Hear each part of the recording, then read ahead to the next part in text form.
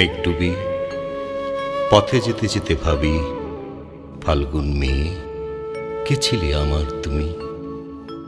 অনুভবে তোমাকে ভেবে জ্যোৎস্নাকে ছুঁয়ে দিই আমি। ভোরের এমন আলো ছায়া স্বপ্নের কথা মনে করে একলা হেসে উঠি। একদিন রূপালী সন্ধ্যায় বসেছিলেম আমরা মুখোমুখি, এই নদীর তীরে, এই বটের মূলে। আমরা ছিলেম অনেকটা সময় ঠিক এখানে। দেখেছি তারার সাথে জ্যোৎস্নার অভিসার মেঘের আড়ালে। সকাল দেখার খুব ইচ্ছে ছিল, ঘুম কাতুরে ও মুখ দেখব রবির আলোতে। ছিলেম আমি অন্তহীন বিশ্বাসে তোমার বাংলোর খুব নিকটে। অজানা কোনো অভিমানে কিংবা পথ হারিয়ে মেঘডুবি পথে ফাল্গুন মেয়ে গেছে চলে। একদিন এখানে আসবো সকাল দেখতে। তোমার স্মৃতিগুলো আছে সেসব নিয়ে একদিন একবেলা একলা ভালো একটা সময় কাটবে।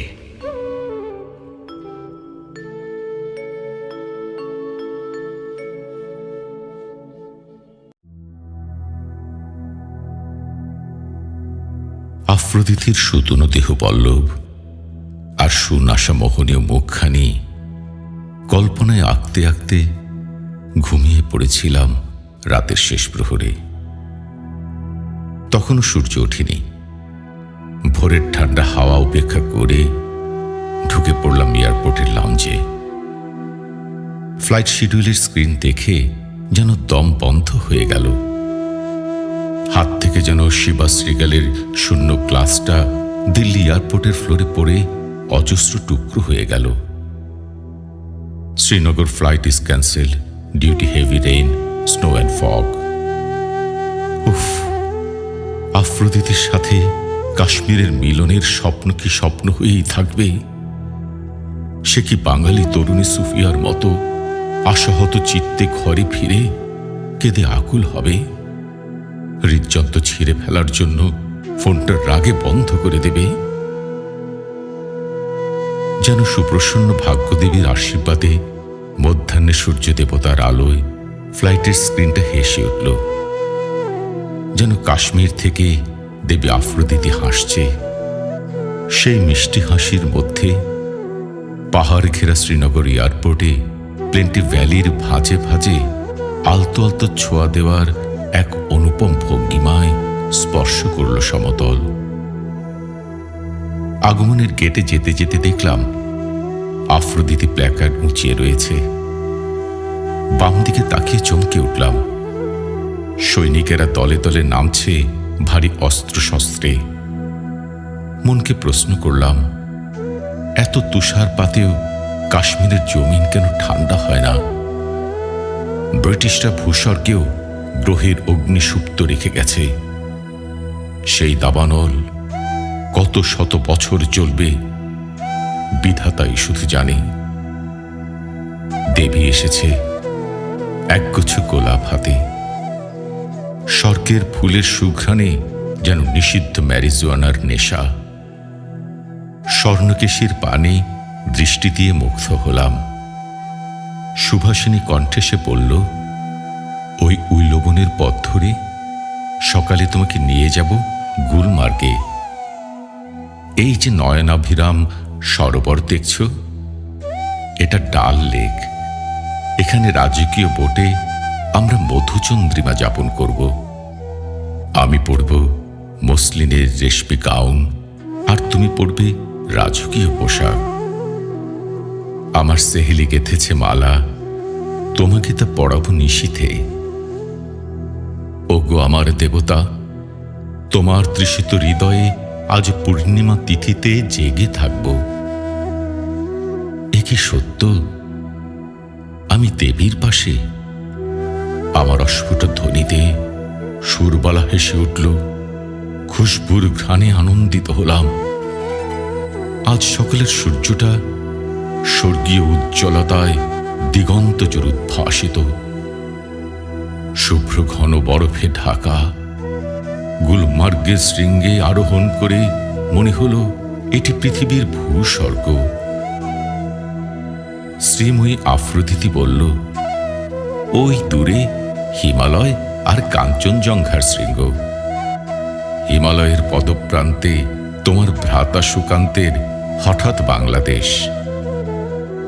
সূর্য যেন হীরকখচিত দেবী আফ্রোদিতির শুভ্র কায়া হাতে বর্ণিল আলোক ছটা নিয়ে বরফখণ্ডের উপর ছড়িয়ে দিয়েছে স্বর্গের জ্যোতিময় সৌন্দর্যের শোভা। নীল আসমান আর বরফ আচ্ছাদিত পর্বত শৃঙ্গের মাঝে আফ্রোদিতি আর আমি। দেবী, আমার খুব চিৎকার করে বলতে ইচ্ছে করছে। সে স্মিত হেসে বলল, বলো। ঈশ্বর আর তোমার সঙ্গিনী আমি ছাড়া এখানে আর কেউ নেই। দেবী, স্বর্গে যখন এসেছি আর যাব না। আমার সাথে তুমিও থেকে যাও। Love you Aphrodite. গ্রিক দেবী, এথিনা যেমন করে এডিসনের ঠোঁটে এঁকেছিল শেষ চুম্বন, তেমনি নিবিড় করে আমার কম্পিত ঠোঁটে আফ্রোদিতি এঁকে দিল গাঢ় চুম্বন। জীবনে রাখাবাঁকা দুর্গম পথে কুৎসিত কীটের দংশনে রক্তক্ষরণ হয়েছে হৃদয়ে। তা যেন এই স্বপ্নপুরীর দেবীর স্পর্শে বরফের মতো জমাট বেঁধেছে।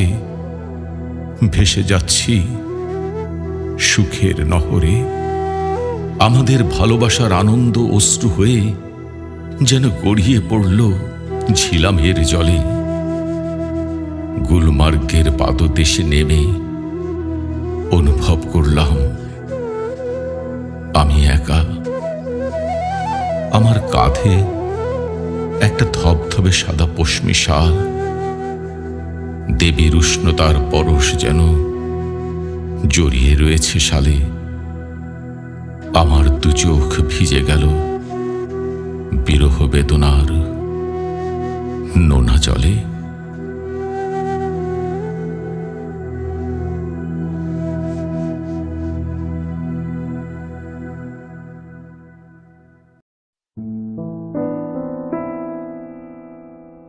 দেখেছি বিপ্লবী সূর্য সন্তান, দেখেছি লুটেরা দস্যু বনহুর, দেখেছি বাবার খর্মাত্ম মুখ, দেখেছি জীবনভর মায়ের ভেজা আঁচল, কখনো শুকায়নি আঁখি।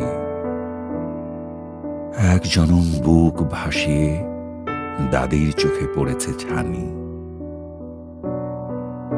আমি আকাশ কুসুম স্বপ্ন দেখে কাটিয়ে দিলাম যেন যুগ যুগান্তর।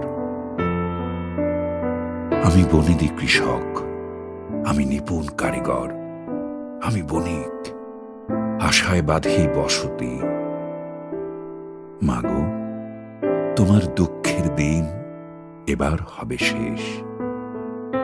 বিল থেকে এবার তুলব আমনের সাথে রুই কাতলা।